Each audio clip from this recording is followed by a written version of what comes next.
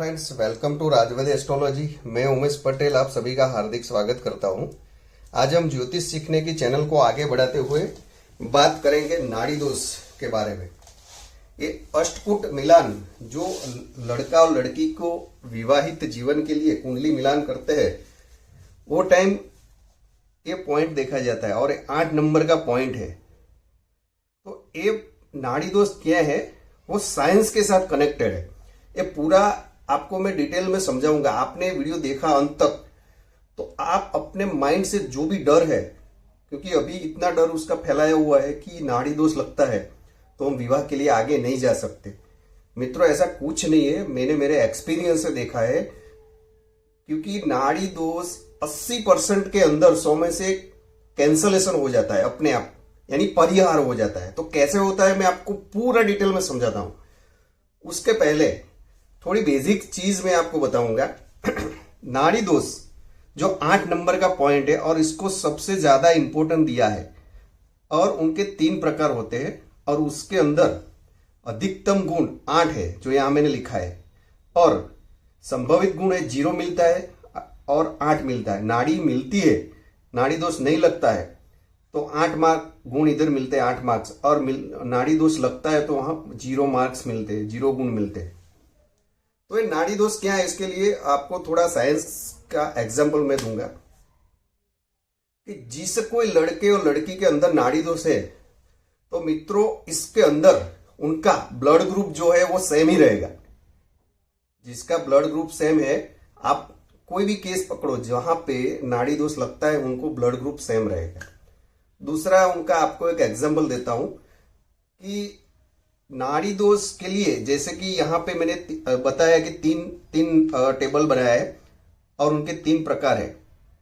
पहला उसका है आदि नाड़ी, दूसरा है मध्य नाड़ी और तीसरा है अंत्य नाड़ी। तो यहां पे क्या होता है, जब भी लड़का और लड़की का मिलान हम करते हैं तब ये जो 3 नाड़ी बताई हुई है उसमें से लड़के की और लड़के की अलग अलग नाड़ी होनी चाहिए। मान लो कि लड़के की नाड़ी है तो लड़की की नाड़ी मध्य नाड़ी या अंत नाड़ी में से होनी चाहिए। लड़का और लड़की दोनों की नाड़ी आदि नाड़ी हुई और मध्य नाड़ी हुई अथवा अंत्य नाड़ी हुई, दोनों में से, तो वहां पे नाड़ी दोष लगेगा, मगर उसका कैंसलेशन भी हो जाता है। मैं पूरा आपको डिटेल में समझाता हूं। अभी ये कैसे होता है कि यहां पे जैसे हमने बिजली आती है हमारे घर के अंदर, तो आप कोई भी बल्ब ले गए, एलईडी ले गए, तो यहाँ पे 2 केबल जाता है, तो उसमें आप 2 वहां पे प्लस और माइनस 2 केबल वहां पे लगाया होता है, जिसको बोलते हैं न्यूट्रॉन, और जब पावर जाता है तो वहां बिजली जलती है। मित्रों, वही बल्ब के अंदर आपने 2 ही पॉजिटिव वाला केबल लगा दिया तो वो ब्लास्ट हो जाएगा, यानी वो बल्ब अपने आप फट जाएगा, चलेगा नहीं, टूट जाएगा। दूसरा एक एग्जांपल देता हूं कि जैसे मैग्नेट आता है, चुंबक, तो वहां पे आप क्या करोगे, प्लस और माइनस आप एक दूसरे के नजदीक में आ जाएंगे, और जहां पे आपने माइनस माइनस के 2 जो उसके पॉइंट होते हैं वो लगाया तो अपने आप दूर जाएंगे वो एक दूसरे से। तो यही लॉजिक यहां पे काम करता है। आदि नाड़ी लड़के की है तो लड़की की मध्य होनी चाहिए या अंत होनी चाहिए, तभी यहां पे जो मैंने अभी एग्जांपल दिया वो प्लस और माइनस, वो लॉजिक यहां पे काम करेगा। मान लो कि दोनों की मध्य नाड़ी है तो यहां पे माइनस माइनस हो जाएगा। तो जैसे मैंने 2 एग्जांपल दिया वैसे यहां पे प्रॉब्लम स्टार्ट हो जाएंगे लाइफ के अंदर, विवाह के बाद। तो ये नाड़ी का लॉजिक ये है कि दोनों की नाड़ी अलग अलग होनी चाहिए। अब मित्रों, यहां पे जो टेबल मैंने बनाया है उसके अंदर नक्षत्र लिखा है, 3 टेबल के अंदर। तो आदि नाड़ी जिसको वायु नाड़ी भी बोलते हैं, और यहाँ पे अश्विनी, मूल, उत्तरा, फाल्गुनी, हस्त, आद्रा, सत, दिशा, पुनर्वसु, पुनर्भाद्रपद और ज्येष्ठा, टोटल 9 नक्षत्र यहाँ पे है। उसके बाद मध्य नाड़ी, तो यहाँ पे आप देखोगे तो भरणी, पूर्व फाल्गुनी, पूर्वाषाढ़ा, मृगशिरा, चित्रा, धनिष्ठा, पुष्य, अनुराधा और उत्तर भाद्रपद, यहां भी 9 नक्षत्र दिए गए हैं। उसके बाद अंत्य नाड़ी है जहां पे मघा, कृतिका, उत्तराषाढ़ा, रोहिणी, श्रवण, स्वाति, विशाखा, श्लेषला और रेवती, यहां भी 9 नक्षत्र है। हमारे शास्त्रों के अंदर टोटल 27 नक्षत्र है और यहाँ पे 999 यानी 27 नक्षत्र होते, तो जो कोई लड़का या लड़की का जन्म नक्षत्र एक है, मान लो कि लड़के का उत्तरा फाल्गुनी है और लड़की का भी उत्तरा फाल्गुनी है, तो दोनों आदि नाड़ी में आ गए। दूसरा एग्जाम्पल कि किसी लड़के का पूर्वाषाढ़ा है और लड़की का भी पूर्वाषाढ़ा है, तो मध्य नाड़ी में आ गए। अभी नाड़ी दोष नहीं लगता है तो क्या होगा, मान लो कि लड़के का है हस्त नक्षत्र और लड़की का है मृगशिरा नक्षत्र, तो दोनों का नक्षत्र अलग हो गए और नाड़ी भी अलग हो गई, तो यहाँ पे नाड़ी दोष नहीं लगे।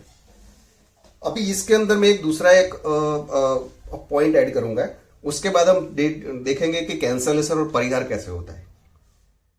जो ब्राह्मण वर्ण की जो राशि होती है, ब्राह्मण वर्ण, उनमें बहुत नाड़ी दोष लगता है, तो वो केस के अंदर वो 100% यहाँ पे नाड़ी दोष लगता है और एक केस के अंदर विवाह के लिए आगे नहीं जाना चाहिए। तो कैसे लगता है, तो ब्राह्मण वर्ण की राशि जो मैंने मेरे पिछले एपिसोड में पूरा बताया है, वो आप एक बार ये वीडियो देख लेना, तो ही आपको पता चलेगा, क्योंकि ये डायरेक्ट यहाँ पे आ गए तो आपको कुछ पता चलने वाला नहीं। तो ब्राह्मण वर्ण की 3 राशि है, कर्क राशि, वृश्चिक राशि और मीन राशि।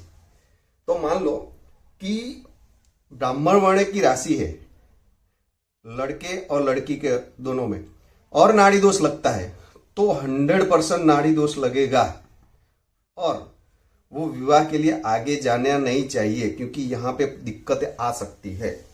मगर मैंने मेरे एक्सपीरियंस से देखा है कि 100 में से 80% के अंदर नाड़ी दोष जो है एक कैंसल हो जाता है, तो उसमें कुछ डरने की जरूरत नहीं। अभी ये नाड़ी दोष कैंसलेशन कैसे होता है और उसका परिहार कैसे होता है मैं आपको समझाऊंगा। तो जिस लड़का और लड़की का जो जन्म राशि है, यानी चंद्रदेव जो राशि में बैठे हैं, यहाँ पे मैंने लिखा है चंद्र राशि, तो लड़का और लड़के की चंद्र राशि एक है और नक्षत्र अलग अलग है, तो वो किसके अंदर नाड़ी दोष का परिहार हो जाएगा, नाड़ी दोष नहीं लगेगा और उसमें 8 से 8 गुण उसको प्राप्त हो गए। ये पहले पॉइंट के अंदर। दूसरा नियम, नक्षत्र एक हो मगर चंद्र राशि अलग हो, यानी नक्षत्र एक हो, यहां मान लो कि यहां पे लिखा है चित्रा नक्षत्र, लड़का और लड़की दोनों का चित्रा नक्षत्र के अंदर जन्म हुआ है, उनकी दोनों की मध्य नाड़ी है, तो यहाँ पे नाड़ी दोष लगेगा, मगर उनकी चंद्र राशि यानी चंद्रमा जिस राशि में जन्म कुंडली में बैठे वो अलग है, तो यहां भी नाड़ी दोष कैंसिल हो जाएगा और उनको 8 से 8 गुण प्राप्त हो गए। तीसरा एग्जाम्पल, जन्म एक ही नक्षत्र के अलग अलग चरण में हुआ हो तो भी नाड़ी दोष कैंसिल हो जाता है। तो मित्रों, जो नक्षत्र है 27 नक्षत्र यहां पे दिया गया है, टोटल 27 नक्षत्र है और एक नक्षत्र के टोटल 4 चरण होते हैं, 4 चरण।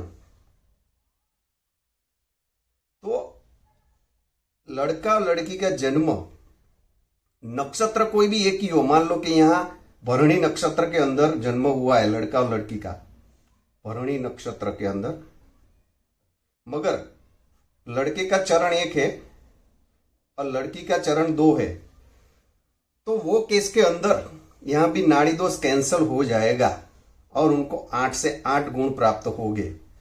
तो पहला नियम था कि राशि एक हो, नक्षत्र अलग हो। दूसरा नियम है नक्षत्र एक हो, राशि अलग हो। तीसरा नियम है कि नक्षत्र एक हो मगर चरण अलग अलग चरण में उनका जन्म हुआ है तो भी नाड़ी दोष नहीं लगेगा। तो मित्रों, ये 3 नियम के अंदर उनका कैंसलेशन हो जाता है।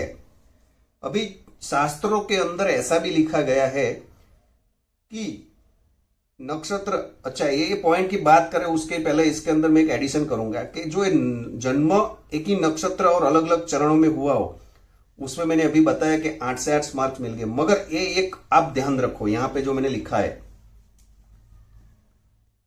1 और 4 लिखा है और 2 और 3 लिखा है, तो यहां पे क्या है कि लड़के का चरण पहला है और लड़की का चौथा है, तो यहां पे नाड़ी दोष 100% लगेगा, ये आपको याद रखना है, भले ही वो अलग हो। और दूसरा, लड़के का दूसरा हो और लड़की का तीसरा हो तो यहां भी 100% नाड़ी दोष लगेगा। ये दोनों आपको याद रखना है। चौथा नियम, तो टोटल 8 ऐसे नक्षत्र है जिसमें लड़का का जन्म नक्षत्र या लड़की का जन्म नक्षत्र इसमें से कोई भी हो तो उनको नाड़ी दोष का परिहार हो जाता है, यानी नाड़ी दोष कैंसल हो जाता है, नाड़ी दोष उनको लगता ही नहीं है। वो नक्षत्र है, एक पहला रोहिणी है, दूसरा है मृगशीर, तीसरा है आद्रा, फिर पुष्य नक्षत्र चौथा, पांचवा है विशाखा, छठवा है श्रवण, सातवां है उत्तर भाद्रपद और आठवां है रेवती नक्षत्र। तो ये जो 8 नक्षत्र है जन्म नक्षत्र लड़के और लड़की के अंदर, तो यहाँ पे नाड़ी दोष लगता नहीं है। अभी इसके अंदर मैं एक ब्राह्मण वर्ण के बारे में आपको थोड़ा डिटेल में बताऊंगा। सरनेम कोई भी हो, कोई पंड्या है, पंडित है, शास्त्री है, कोई भी, वहां से हमें नहीं देखना है, मगर उनकी चंद्र राशि कौन सी है वो हमें देखनी है। तो कर्क, वृश्चिक और मीन, ये 3 राशि ऐसी है ब्राह्मण वर्ण की राशि है, जो मैंने पिछले वीडियो में बताया। तो ये राशि है और वहां पे नाड़ी दोष लगता है तो उसको 100% लगता है, यानी लड़का का भी ब्राह्मण वर्ण की राशि में जन्म हुआ है और लड़की का भी ब्राह्मण वर्ण की राशि में जन्म हुआ है, तो वो केस में नाड़ी दोष लगेगा।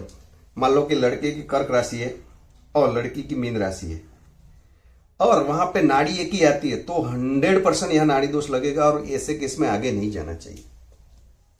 तो ये नाड़ी दोष कैसे लगता है मैं आपको पूरा समझा दिया है यहाँ पे।